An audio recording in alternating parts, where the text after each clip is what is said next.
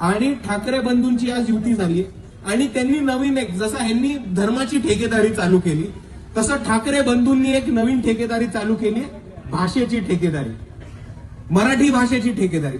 आता मला सांगा, आपल्यापैकी किती लोक इकडे मराठी आहेत? सर्व. आपल्यापैकी कोणीही ठाकरेंना मराठीची ठेकेदारी दिली होती का? नाही. ह्यांनी पण स्वयंघोषित ठेकेदारी उचलली, पण ती का उचलली हे सुद्धा आपण सर्वांनी समजून घेतलं पाहिजे.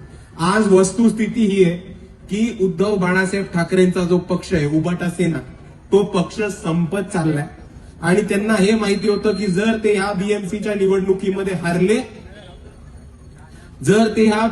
निवडणुकीमध्ये हारले तर त्यांचा पक्ष कायमस्वरूपी संपून जाणार आहे. आणि दुसऱ्या बाजूला त्यांचे भाऊ आहेत, त्यांचा तर पक्ष तसाही संपलाय. म्हणून यांना स्वतःचं राजकारण उभं करण्यासाठी एक मराठी माणसाची अस्मिता ही चालू करून परत मराठी भाषेची ठेकेदारी या लोकांनी इकडे चालू केली. पण मी आपल्या सर्वांना सांगतो की हा या ठाकरे बंधूंचा खूप मोठा जुमला आहे आणि ह्या जुमल्यामध्ये आपण सर्वांनी फसू नका, हे मी आपल्या सर्वांना कळकळीची विनंती करतो.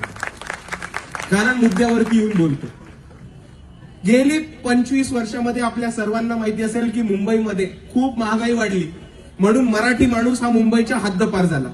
मीरा भाईंदर झालं, नालासोपारा, वसई विरार झालं, ठाणे झालं, उल्हासनगर झालं, कल्याण डोंबिवली झालं, नवी मुंबई पनवेल झालं.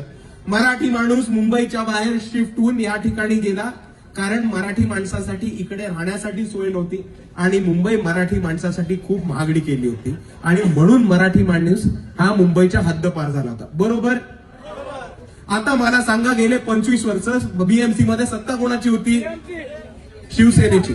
मग तुम्ही सत्तेमध्ये असताना जर मराठी माणूस हद्दपार होत असेल आणि मुंबईच्या बाहेर जात असेल तर तुम्ही आज घंटा मराठी माणसाची अस्मिता वाचवणार आहात. आणि दुसऱ्या बाजूला मला विचारायचंय की 25 वर्ष जेव्हा ठाकरे बंधूंकडे सत्ता होती तेव्हा त्यांनी किती मराठी कॉन्ट्रॅक्टर्सला कॉन्ट्रॅक्ट दिला? 0. कॉन्ट्रॅक्ट सोडा, किती मराठी सब कॉन्ट्रॅक्टर्सला कॉन्ट्रॅक्ट दिला? 0. किती मराठी बिल्डर उद्योगपती या मुंबईमध्ये निर्माण केले? 0. किती मराठी माणसासाठी मराठी शाळा या मुंबई महानगरपालिकेसाठी चालू केल्या? 0. तेव्हा तुमची मराठी अस्मिता नव्हती दुखवत, तेव्हा तुम्ही मराठी माणसाची बाजू नव्हता घेत. आज तुमचा पक्ष संपत आलाय म्हणून मराठी माणसाची अस्मिता जागृत केली आहे आणि हाच मराठी माणूस तुम्हाला जुमला ओळखून मुंबईच्या बाहेर हद्द पार केल्याशिवाय राहणार नाही, हे आपण सर्वांनी समजून घेतलं पाहिजे.